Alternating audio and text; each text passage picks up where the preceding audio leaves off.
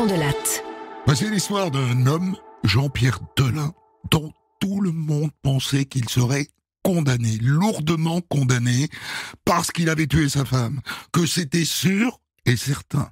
Et pourtant, il a été acquitté, grâce à l'énergie folle de son tout jeune avocat, qui ne savait pas sans doute à l'époque qu'il allait devenir une star du barreau, et pas non plus sans doute qu'il serait nommé un jour garde des Sceaux, ministre de la Justice. Éric Dupond-Moretti, et c'est bien sûr avec lui que je vais débriefer cette histoire. Voici l'affaire Delin, réalisation Boris Paczynski. Europe 1, Christophe Fond de Latte. Maroilles, dans le Nord, la capitale des fromages qui puent. Quand vous achetez un maroilles, surtout mangez-le tout de suite. Parce que si vous le mettez au frigo, ou si vous l'oubliez dans un coin de votre cuisine, vous le regretterez amèrement. Ce fromage peut infecter un frigidaire, toute une pièce, que dis-je, toute une maison, en moins de temps qu'il ne faut pour le dire. Mais bon Dieu que c'est bon, le maroilles.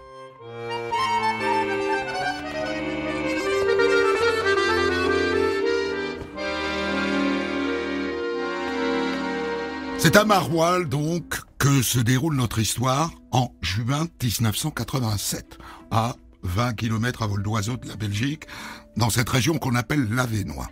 Ici, pas de mines de charbon, pas de corons, des fermes, de grands prés verts, des vaches et des tracteurs. Ici, on n'est pas agriculteur, on est herbager, c'est-à-dire qu'on élève des vaches au pré. Et avec le lait, on fabrique entre autres le fameux fromage qui pue. Et parmi ces herbagers du village se trouvent les époux Delin. Jean-Pierre Delin, pas très grand, pas très beau, une grosse moustache et l'air un peu penaud. Et Janine, sa femme, une petite brune du genre énergie.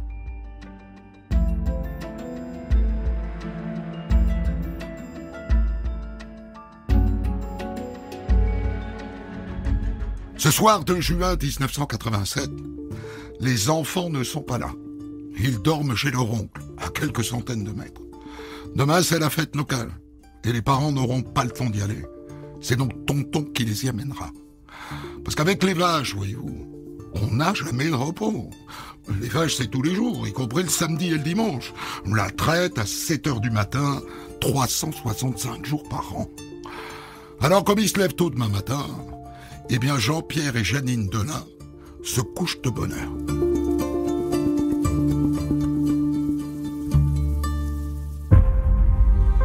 À minuit, un coup de feu déchire la nuit.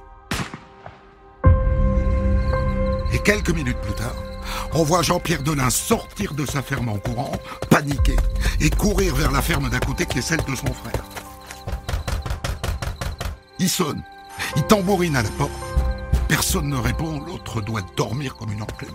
Alors Jean-Pierre court vers une autre ferme qui est celle de ses parents. C'est pas compliqué, toute la famille habite dans le même périmètre. Et le voilà qui sonne, qui frappe, qui crie.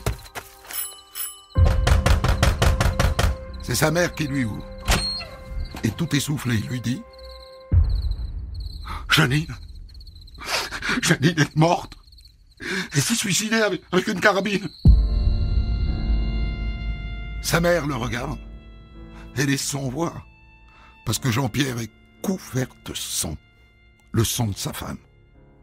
Aussitôt, les parents appellent l'infirmière de Maroilles, qui les renvoie vers le médecin de garde.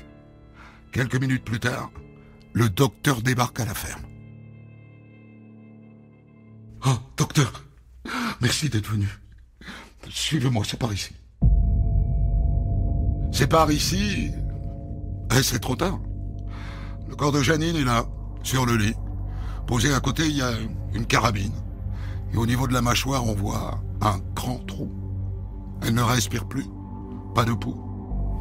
Le médecin constate son décès. Et il remarque au passage que Janine porte un soutien-gorge. Ce qui est bizarre. En principe, on enlève le soutif pour dormir. Mais peut-être qu'elle l'a mis pour mourir. À ce moment-là, le médecin devrait appeler les gendarmes. Quand il y a un mort quelque part, même un suicide, on appelle les gendarmes. Eh ben non. À 1h15 du matin, le docteur appelle le menuisier. Ah oui, il faut préparer le cercueil en vue des obsèques. Et en attendant, il déplace le corps dans la chambre des enfants et il entreprend de le laver et de l'habiller. Car sans doute, dès demain matin, il y aura des visites, il y aura beaucoup de visites. Ah, c'est comme ça que ça se passe à la campagne.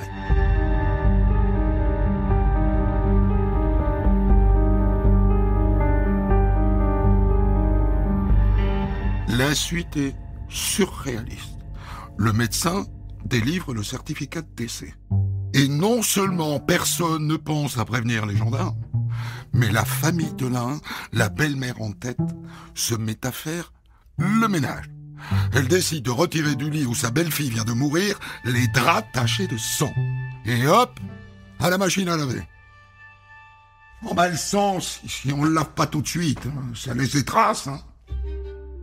Et tant qu'à faire, elle lave aussi la chemise de Jean-Pierre. Ah oui, le sang, si on ne le lave pas tout de suite, ça laisse des traces. Et puis la voilà qui se met à lessiver le sol à grands coups de serpillière. Et les murs avec une éponge. C'est que ça a giclé partout. Et que le sang, si on ne le lave pas tout de suite, ça laisse des traces.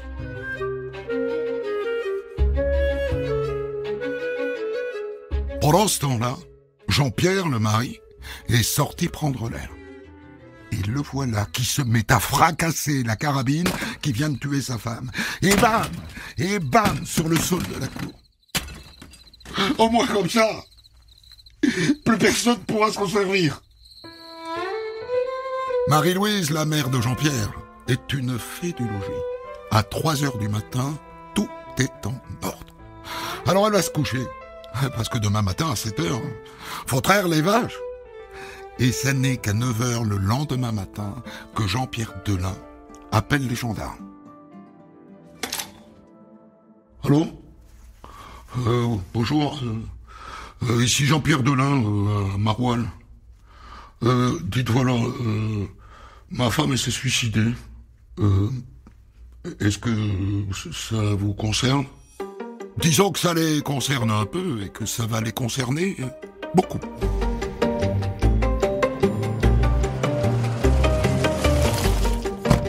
Les gendarmes débarquent à la ferme des Delin. Et pourtant, on peut pas dire que ça les arrange. Hein. On est dimanche et à Maroilles, c'est jour de brocante. Tout ce que le canton comte de Képy est affecté à la surveillance de la foire. Et ce suicide dans la ferme des Delin tombe vraiment mal. Mais bon, quand faut y aller, faut y aller. Bonjour messieurs. Suivez-moi. Je vais vous montrer où ça s'est passé. Quand ils arrivent dans la chambre, les gendarmes sont consternés. Tout a été nettoyé, briqué, récuré. On a du mal à croire que quelqu'un est mort ici hier soir. Et puis le corps a été déplacé, et lavé, et habillé, sans parler de la carabine qui a été fracassée de rage par le mari au milieu de la cour. Et tout ça leur met la puce à l'oreille. Ça sent le meurtre maquillé en suicide, à plein nez. Et il ne manque pas de faire passer le message au procureur. Entendu, major. Merci de m'avoir prévenu. Et le procureur décide alors d'ordonner une autopsie sommaire. Pas un démontage complet du corps de la pauvre Janine, non. Juste quelques observations et quelques analyses, au cas où. Et le problème, c'est que le jour même doivent avoir lieu les obsèques de Janine. Et si le corps est chez le légiste, comment est-ce qu'on va faire ? Il est décidé de maintenir la cérémonie, mais sans cercueil. Tout le village est là. Sauf son mari, Jean-Pierre. On l'appelle, on va voir à la ferme, il est parti. Mais où ? Il faut dire que depuis ce matin, avec le balai incessant des voitures bleues des gendarmes, ça caquette à Maroilles. Bon ben les gendarmes pensent qu'il a tué Janine, figure-toi. Du coup, c'est pas étonnant qu'il soit pas là. À 13h40, la gendarmerie reçoit un appel téléphonique. Un accident de voiture à Saint-Aubin, à 15 km de Maroilles. Une voiture qui s'est encastrée dans le mur, le conducteur a été grièvement blessé. Et il s'appelle... Delin. Delta Echo Uniform Lima India November. prénom Jean-Pierre. Il a été transporté à l'hôpital. Et dans sa poche, on a trouvé ce message de 5 lignes. L'autre jour, il y a bien 6 mois, il est venu un jeune représentant pas très beau. Depuis, elle me répétait tout le temps, je vais partir avec lui. Samedi, elle m'a dit, c'est pour bientôt, alors je l'ai tué. Jean-Pierre Delin aurait donc tenté de se suicider tout en avouant le meurtre de sa femme.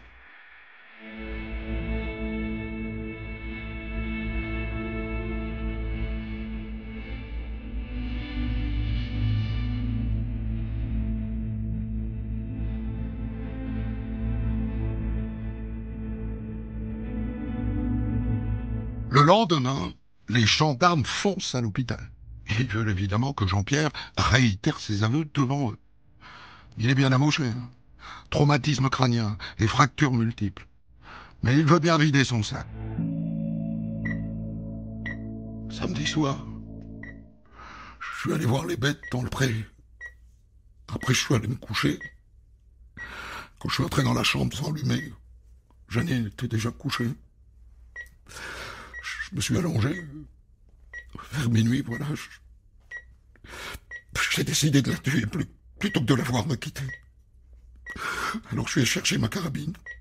Je me suis couché à côté d'elle. J'ai pas regardé ce que je faisais. J'ai dirigé l'arme vers sa tête, sans aller jusqu'à la toucher. Et j'ai tiré.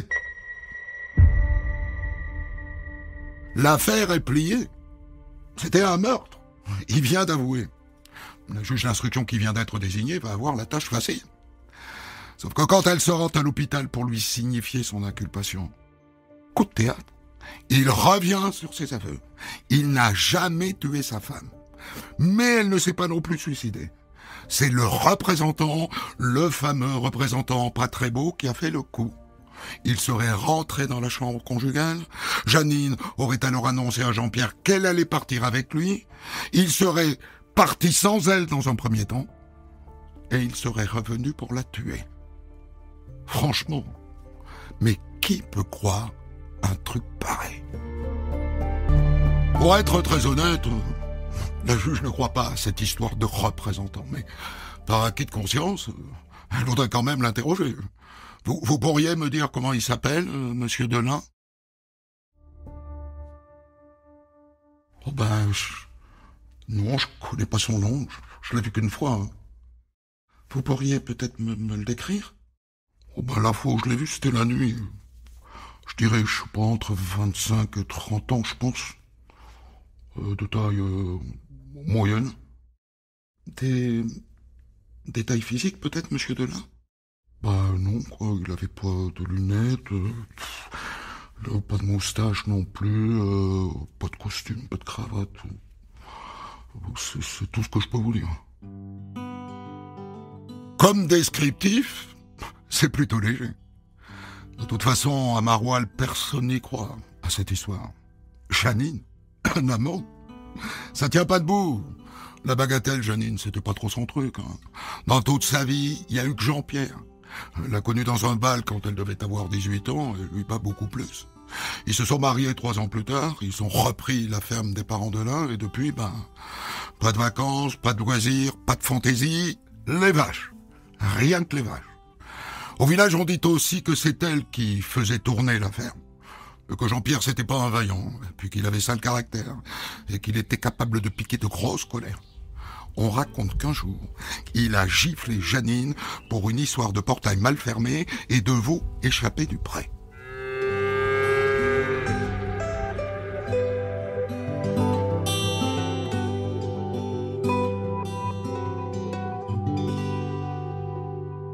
Quelques jours plus tard, rebondissement. Depuis sa cellule, Jean-Pierre Delin écrit à la juge d'instruction. Mademoiselle, me trouvant dans un meilleur état mental que lors de mon séjour à l'hôpital, je me permets de vous envoyer quelques modifications à ma déclaration. Je vous dis que ça n'est pas moi qui ai tué ma femme. Je me sens totalement innocent. Pour moi, il s'agit d'un suicide. Je me suis réveillé en sursaut. Ma femme était morte à côté de moi. Retournons à la case suicide. Mais pas pour longtemps. 15 jours plus tard, les médecins légistes rendent leur rapport. Et pour eux, c'est sûr, Jeannine Delin ne s'est pas suicidée. En raison des traces de poudre sur le crâne, nous avons établi que le coup a été tiré à bout touchant au niveau de la mâchoire. Or, pour que le canon de la carabine touche la mâchoire, et qu'en même temps la dame soit en mesure d'appuyer sur la détente, il aurait fallu qu'elle écarte le bras. Or, son mari dormait à côté. Il l'a gêné forcément. C'est strictement impossible. Et puis quelques semaines plus tard, tombe le rapport des experts en balistique. Eux aussi pensent que le suicide est impossible. Ils ont reconstitué la carabine de Jean-Pierre, qui a explosé en 1000 morceaux, et ils ont procédé à des tirs d'essai.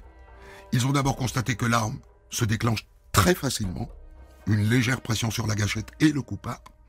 Et à la différence des légistes, ils pensent que le coup a été tiré à bout portant.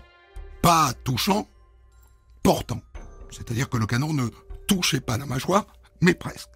Mais ils sont d'accord avec eux sur un point. Le suicide est impossible. Sauf éventuellement si elle s'est assise dans le lit. Dans ce cas-là, son mari ne la gênait plus. Et nous voilà au cœur de la problématique désormais de cette affaire. Est-ce que Jeannine a pu se suicider dans son lit avec une carabine 22 long rifle tandis que le mari dormait à côté d'elle? Autrement dit, avait-elle le bras assez long pour que le canon de la carabine touche sa mâchoire, ou en tout cas qu'il soit à quelques centimètres, et qu'elle puisse appuyer sur la détente? Les experts en balistique ont mesuré.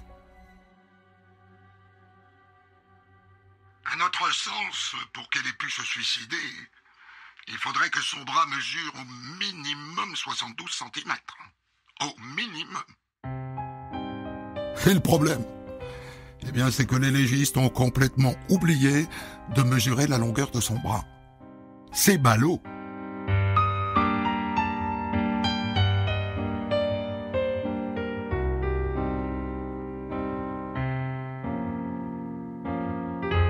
Pour tenter d'y voir plus clair, la juge organise une reconstitution dans la chambre même des Delin. Et elle demande à une greffière de prendre la place de Jeannine. Très bien. Maintenant, vous ne bougez plus. Maintenant, monsieur Delin, je vais vous demander de vous coucher à côté d'elle, dans la position dans laquelle vous étiez. Voilà. Et on essaye tous les cas de figure. Tête droite, puis tête penchée, buste redressé, bout touchant, bout portant. Et dans tous les cas de figure, un suicide paraît impossible. Delin est furieux.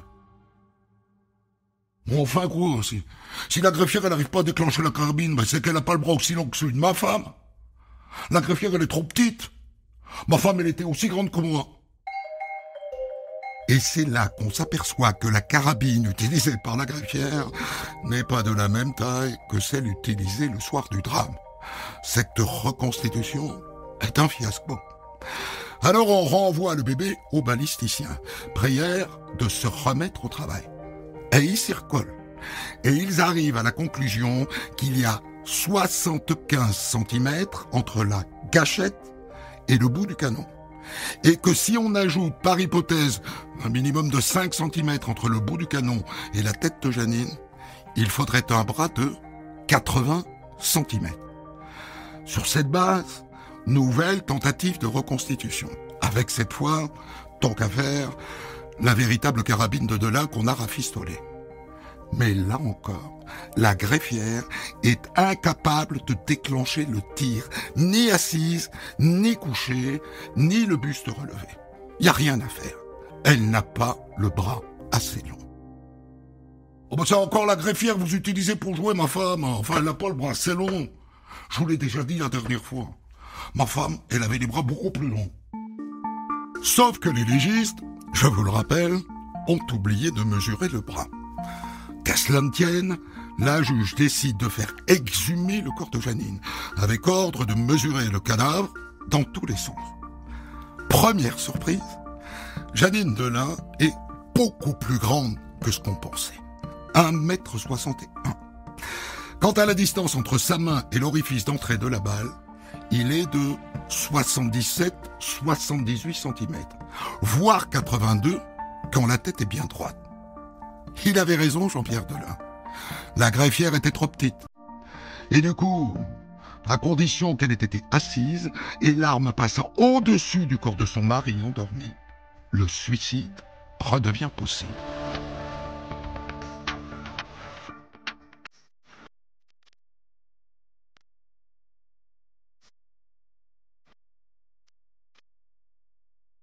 En parallèle, les gendarmes cherchent à reconstituer l'emploi du temps des Delin le fameux samedi. D'abord, est-ce que Jeannine, ce jour-là, avait l'air déprimée? Non, répondent tous ceux qui l'ont croisée. Elle avait l'air normale. Jean-Pierre et Jeannine auraient dîné en tête-à-tête à 20h. Et après, on a regardé Champs-Élysées de Michel Drucker sur Antenne 2. Je me souviens, ce soir-là, il recevait Enrico Macias. Pendant l'émission, il dit qu'il a avalé un demi-comprimé de somnifère et que Jeannine a gobé l'autre moitié. Et après, ils ont picolé. Dans le sang de Jeannine, on a retrouvé un taux d'alcool de 1,85 g, l'équivalent de 1,5 bouteille de vin. Sacrée descente, la Jeannine. Ouais, je comprends pas comment on a pu retrouver autant d'alcool dans son sang. Elle n'a jamais bu qu'une canette de bière au cours du repas, Jeannine. D'accord, mais peut-être que ce soir-là, elle a voulu se donner du courage avant de se suicider. À 22h20, fin de Champs-Élysées, Jean-Pierre dit qu'il prend sa voiture et qu'il va voir les bêtes au pré. Il dit qu'il rentre une demi-heure après. Or, les gendarmes mesurent qu'il faut 50 minutes pour faire le tour des prés. Et encore, partant sec. Or, ce soir-là, les sentiers de terre étaient gorgés d'eau. Conclusion, il ment. Encore. Il explique qu'il a pris des raccourcis. On a quand même du mal à le croire.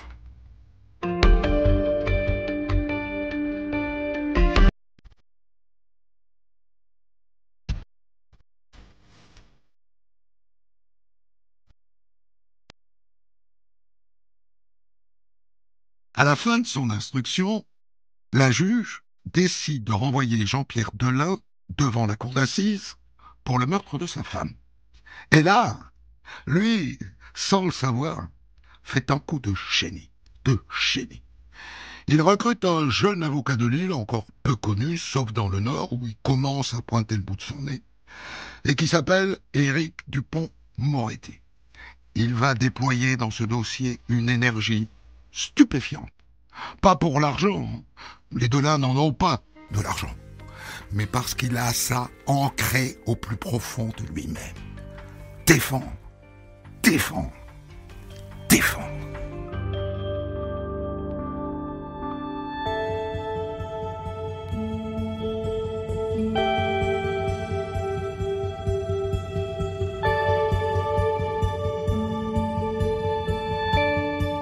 Je vous rappelle qu'aux assises, en 1990, il n'y a pas d'appel. Ça se joue en un coup. Faut pas se rater. Alors voyons quels atouts Maître Dupond-Moretti a dans sa main. Sur le papier, il n'en a pas beaucoup. Si, il en a un.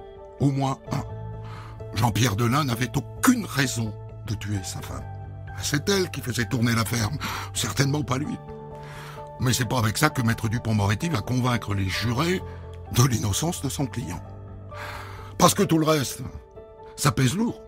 À commencer par ses aveux, les aveux qu'il a fait à l'hôpital. Flashback. Quand je suis rentré dans la chambre, sans allumer, Jeannine était déjà couchée. Je me suis allongé, et vers minuit, voilà. J'ai décidé de la tuer plutôt que de la voir me quitter, quoi. L'avocat va tenter de convaincre qu'au moment de ses aveux, Il était complètement sonné. Et que donc il a déliré. Ah oui, on a dû l'attacher à son lit parce qu'il arrachait ses pansements. Même le personnel de l'hôpital a eu du mal à communiquer avec lui. Les aveux qu'il a faits aux policiers ne valent rien. Ça se tente, hein. On verra. Le problème, c'est qu'il y a aussi le mot retrouvé dans sa poche, après sa tentative de suicide. Il s'y accuse du meurtre de sa femme. Ça pèse lourd, ça. Eh bien, Dupond-Moretti plaidera que sa femme s'était fait exploser la cervelle à 10 cm de lui, et qu'il avait du sang sur le visage, et qu'il était donc en état de choc. Pourquoi pas? On verra si ça passe comme argument.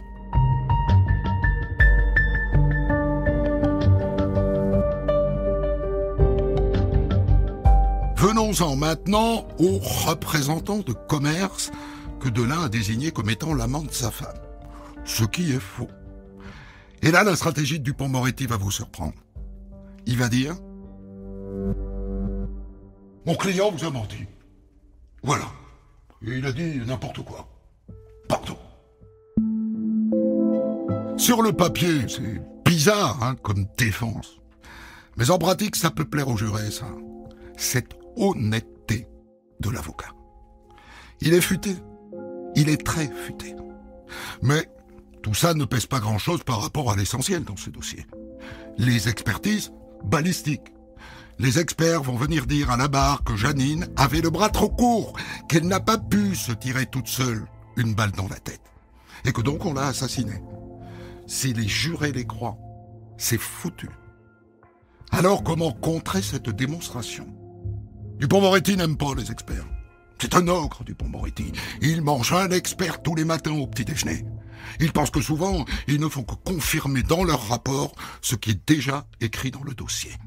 Donc, il va commencer par rappeler qu'entre le premier rapport des légistes et leur dernier rapport, le bras droit de Janine Delin s'est allongé. On est passé, écoutez-moi bien mesdames et messieurs, de 72 à 82 cm. C'est-à-dire que le bras de madame Delin s'est allongé de 10 cm. Vous avez été incapables de mesurer convenablement le bras d'une morte, messieurs les experts. Et bim! Ça c'est très bien joué. C'est un argument qui pèse lourd. Mais c'est pas fini. Dupond n'a pas l'intention d'en rester là. C'est ça qui va faire sa réputation. Il est combatif comme pas deux. Alors la veille du procès, il s'enferme dans sa cave avec un huissier de justice. Sa propre cave, chez lui. Mais qu'est-ce qu'il a dans la tête, le diable? Ah, vous êtes là? Vous êtes l'huissier de justice, c'est ça? Merci d'être venu. Suivez-moi, ça se passe en dessous.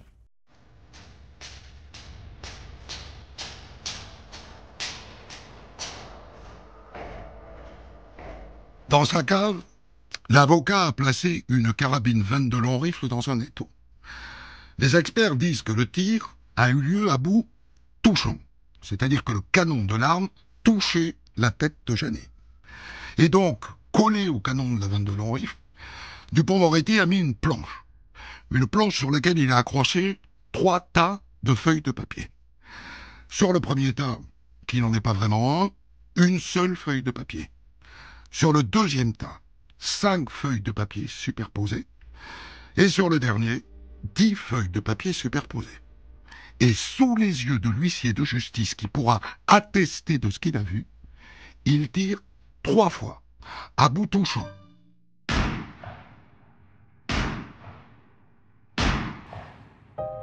Et là, il apparaît que sur chacun des tas de papier, la petite corolle qui marque l'entrée de la balle est différente.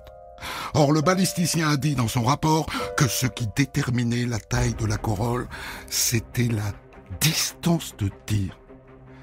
Devant la cour d'assises, Dupond-Moretti a maintenant de quoi le faire mentir. Eh oui, il n'y a pas que la distance qui compte, monsieur l'expert.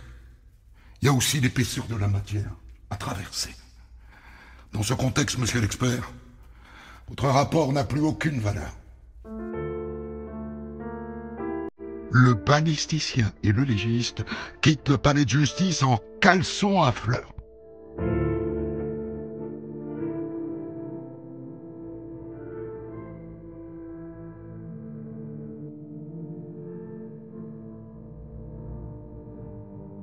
À la fin du procès, Maître Dupond-Moretti ne sait pas encore s'il a convaincu les jurés. Mais il a fait douter l'avocat général, qui est là pour défendre l'accusation. L'avocat général qui rend les armes, c'est rare ici. Et pourtant, quand une affaire a mal démarré, elle est perdue pour la vérité. Et là, normalement, l'avocat général doit requérir une peine. Mais non, il ne requiert pas l'acquittement, mais il ne requiert pas de peine non plus.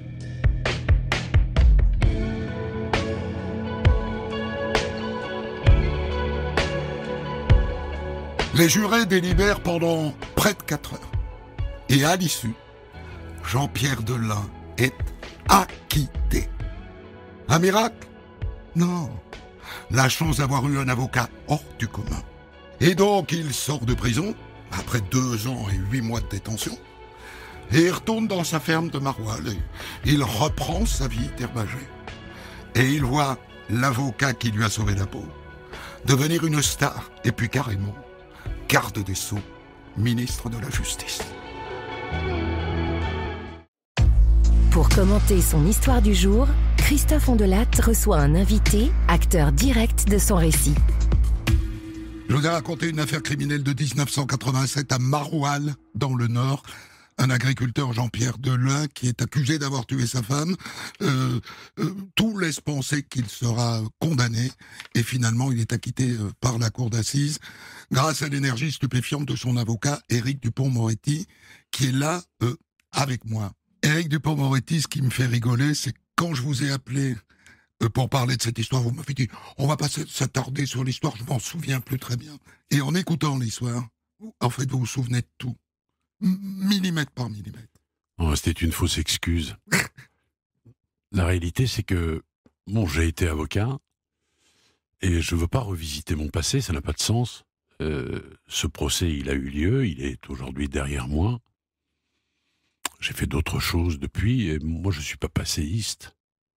J'ai été C'est votre chien? C'est mon chien, oui. Jean-Claude. Je pensais pas qu'il s'exprimerait, mais en réalité, il est devenu propriétaire du studio, il entend du bruit.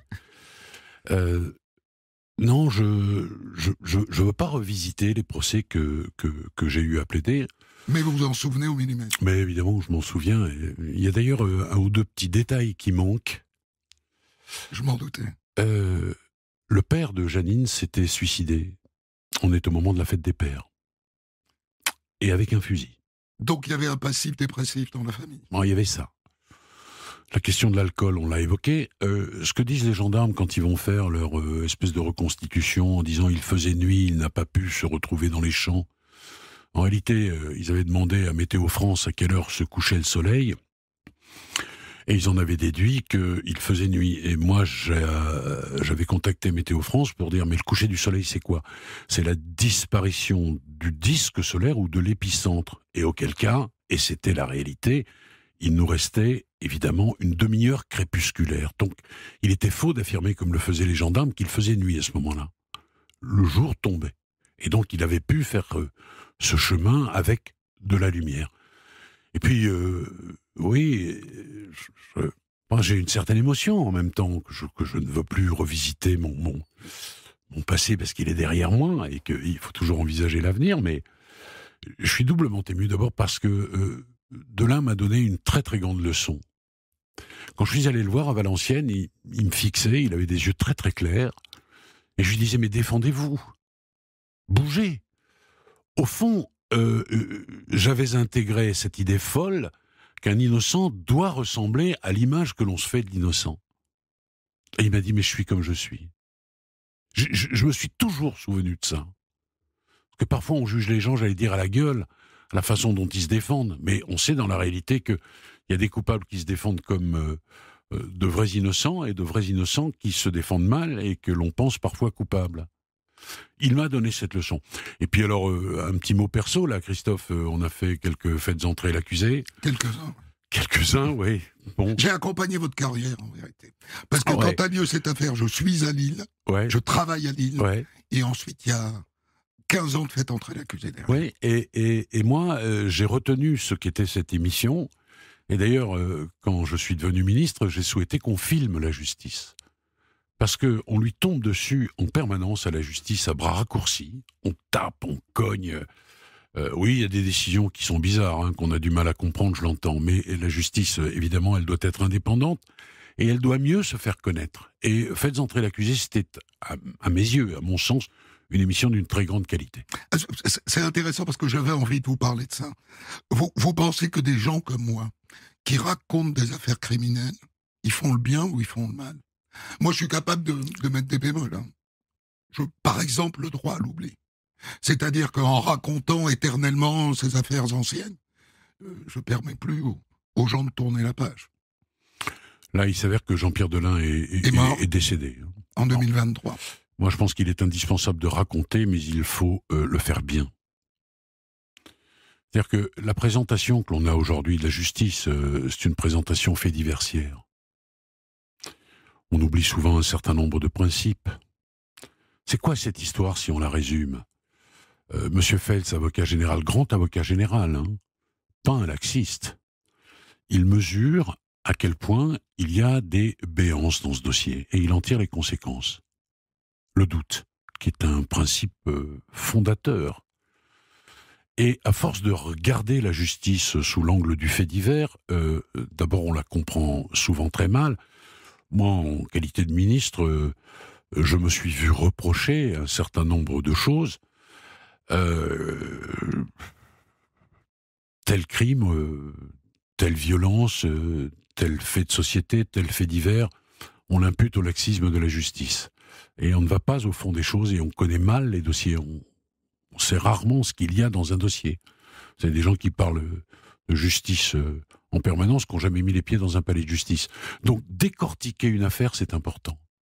Parce que ça montre, au fond, aux gens qui doutent de la justice, comment elle fonctionne. Mais je peux attester, moi, Éric, que même en la décortiquant, on ne la raconte pas vraiment. Je pense, moi, que qui n'a pas assisté à un procès ne peut pas avoir d'opinion. Sur l'affaire Delin, par exemple, les gens qui nous écoutent en concluent que sans vous, il est coupable et qu'au fond, vous avez fait acquitter un innocent. Ils ne peuvent pas avoir d'avis, ils n'étaient pas au procès. Alors peut-être, mais en même temps, ce que je dis n'est pas faux.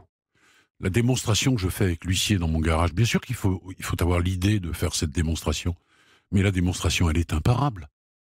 Le fait de rappeler qu'il y a eu un suicide, le suicide du père de Janine, extrêmement important dans le contexte. Le fait de se souvenir que dans ces soi-disant aveux, il y a un jeune représentant pas très beau qu'on n'a jamais retrouvé. Et Dieu sait qu'on l'a cherché, parce que la juge d'instruction avait la conviction de sa culpabilité. Dieu sait qu'on a retourné toutes les entreprises agricoles pour trouver ce représentant qui était passé. On n'a jamais trouvé ça. C'était le mobile, d'une certaine façon. La façon dont on a extorqué ses aveux, il est encore à l'hôpital, etc. Tout ça, je ne l'ai pas inventé. Alors, peut-être que j'ai eu quelques bonnes idées, mais en même temps, la vérité, elle n'a pas été dénaturée, bien au contraire. Donc, rentrer dans un dossier comme celui-là, parce que, de façon brute, si on présente cette affaire, on dit, voilà, il y a tout contre lui, il est acquitté, la justice n'a pas marché. Quand on rentre dans le détail, on se rend compte que les choses sont plus complexes. Et quand on juge la justice, souvent, on le fait de façon, comment dirais-je... on ne connaît pas le dossier. On ne connaît pas le dossier. Donc on a un avis sur un dossier qu'on ne connaît pas. Vous avez des gens, aujourd'hui, des commentateurs, des yaka faucons, qui commentent en permanence la justice, sans même savoir ce qu'il y a dans le dossier. Ils disent, voilà ce qu'on reproche à un type, voilà à quoi il a été condamné, c'est scandaleux. C'est pas comme ça que ça peut marcher. Robert Badinter disait qu'il ne fallait pas aimer les gens pour les défendre, que ça n'était pas indispensable, il n'aimait pas Patrick Henry, et il a sauvé sa tête. Je me dis que vous êtes différent parce que vous êtes affectif. Je me trompe? J'ai défendu certains hommes que je n'aimais pas du tout. ce qu'il faut, c'est aimer le droit. Ce qu'il faut, c'est aimer les principes. Ce qu'il faut, c'est y mettre toute l'énergie dont on est capable. Il n'y a pas d'obligation de résultat quand on est avocat, mais il y a une obligation de moyens. De se battre, d'aller jusqu'au fond des choses. C'est ça un avocat. Et au fond, un avocat, il n'est efficace que s'il trouve ce que tous les autres n'ont pas trouvé. Le petit plus, il est là. Là, en l'occurrence, quand je demande qu'on remesure le bras de cette pauvre Janine, personne n'y avait pensé. Et ça, c'est un plus qu'on apporte, évidemment, là, au crédit de la défense, pour le coup. Mais les choses ont été faites en dépit du bon sens. Et l'avocat qui n'aurait pas eu l'idée de demander ça, il serait passé à côté. Moi, je me souviens des cris d'orfraie qui poussaient. Il y avait la photo de mariage. Il avait communiqué ça à la juge d'instruction pour dire, enfin, votre greffière, c'est pas ma femme, quoi. Et à force d'insister, bien sûr, on a remesuré. On a trouvé 80 cm de plus. Puis ensuite, les balisticiens ont dit des bêtises. Ce qui a été battu en brèche par le constat d'huissier Les experts que j'ai présenté. disent des bêtises. Donc Ça leur arrive en tous les cas. On a des sciences molles, difficiles. La psychiatrie, la psychologie. Et on a des sciences qui se présentent comme 100% scientifiques. Par exemple, l'expertise balistique. Oui, mais ensuite, oui, c'est une science, mais vous avez aussi la qualité du scientifique qui compte. Il y a des nuls. Ah oui, il y a des nuls, oui. Oui, et il y a de très bons, mais comme tout, il y a de très bons juges, il y en a de très mauvais, il y a de bons avocats, il y en a de mauvais, de bons boulangers, de bons animateurs, etc. On peut multiplier les exemples. En 1987, quand Jean-Pierre Delin est confronté à cette affaire, vous avez 26 ans. Oui. Vous êtes avocat depuis combien de temps? Depuis 3 ans. C'est votre première grosse affaire devant les assises? Ah, c'est celle qui me marque, évidemment. C'est le début. C'est le début, oui. Ouais. Celle-là, elle est pour moi emblématique, oui. Et sûr. elle est le résultat de beaucoup d'énergie. On voit bien que ce dossier-là, dans lequel vous êtes rémunéré des nefs, on est d'accord? Oui. Donc, Oui, par l'aide judiciaire. j'aurai un maroilles après l'acquittement. Voilà. Que d'ailleurs, Vous allez oublier dans votre voiture. j'ai oublié dans ma voiture. Et Dieu sait qu'elle me parle, l'introduction de cette émission, quand vous dites c'est un fromage qui pue. Oui. Vous l'avez oublié dans la voiture un certain temps. Oui, c'est ça, parce que après cette affaire, je suis allé plaider à Toulouse, et je suis resté une bonne semaine à Toulouse, et quand j'ai récupéré le véhicule, le maroilles marchait tout seul. Cette vocation d'avocat, elle est très ancienne ou c'est l'hasard de la vie? Non, cette vocation d'avocat, elle est... Quand j'entends que Ranucci a été guillotiné, je dis je veux devenir avocat.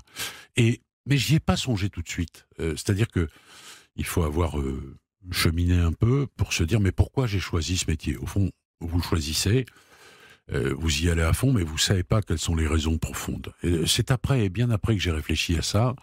Puis il y a une autre raison, c'est que mon grand-père maternel a été assassiné, que comme c'était un Italien, un Rital, un macaroni, tout le monde s'est foutu éperdument de trouver le coupable, et ça a marqué ma famille, et dans les réunions de famille, on évoquait cela. Je pense que c'est la conjonction de ces deux choses-là qui ont fait que j'ai souhaité très très tôt devenir avocat pénaliste. Mais cette énergie, vous auriez pu l'investir dans un autre métier, parce que quand on vous connaît, au fond, c'est intrinsèque à votre personnalité. Donc vous l'avez sans doute gardé quand vous étiez garde des Sceaux, et vous auriez pu l'investir en étant, je sais pas quoi, prof, ou vous auriez été un bon prof? Je sais pas. Énergique. Vous dormez pas, donc c'est déjà un avantage. Non, j'ai pas les deux pieds dans le même sabot, si c'est ça que vous voulez me faire dire. Ce métier-là, moi, j'ai jamais songé à faire un autre métier. Et quand j'ai accepté d'être garde des Sceaux, j'avais fait un peu le tour de ce métier, pour ne pas dire le tour de ce métier. Tour. Oui. Quand vous dites j'ai fait le tour, c'est que vous ne redeviendrez pas avocat, sans doute? Je sais pas. Pour le moment, c'est compliqué, puisque vous savez que la Haute Autorité pour la transparence de la vie publique, et puis c'est bien légitime, vous interdit par exemple de plaider pour l'État ou contre l'État. Donc là, il y a une période de 3 années qui rend difficile à mes yeux la reprise de la robe, mais après, je verrai. Faut jamais dire non. Faut jamais dire jamais, surtout. En attendant, vous êtes lancé dans un truc qui Je n'ai jamais vu un homme politique faire ça.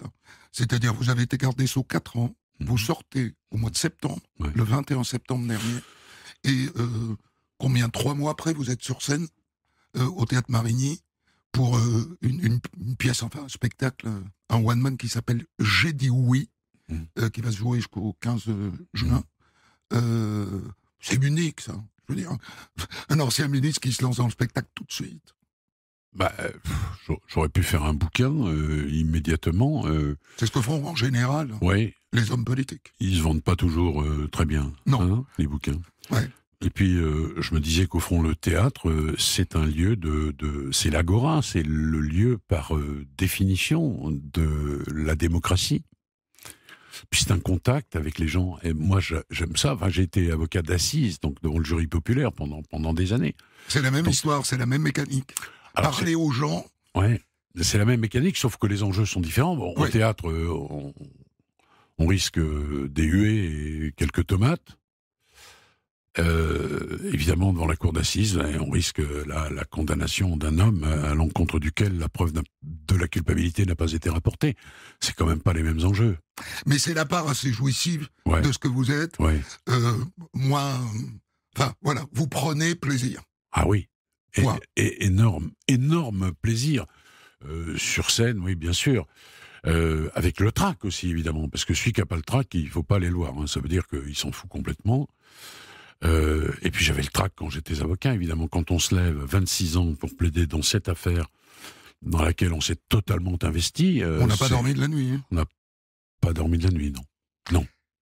J'étais ravi, Éric Dupond-Moretti, de débriefer cette histoire avec vous, et je renvoie à votre spectacle, pour le coup, au Théâtre Marigny. Ça reviendra, je veux dire, ça va s'arrêter au mois de juin, puis ça reviendra à la rentrée.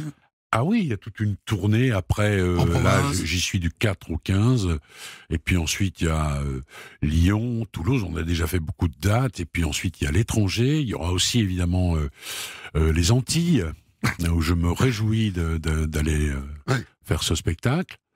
Montréal sans doute, puisqu'il y a une grosse communauté française. Et parce que votre femme est québécoise. Et voilà, vous avez tout compris.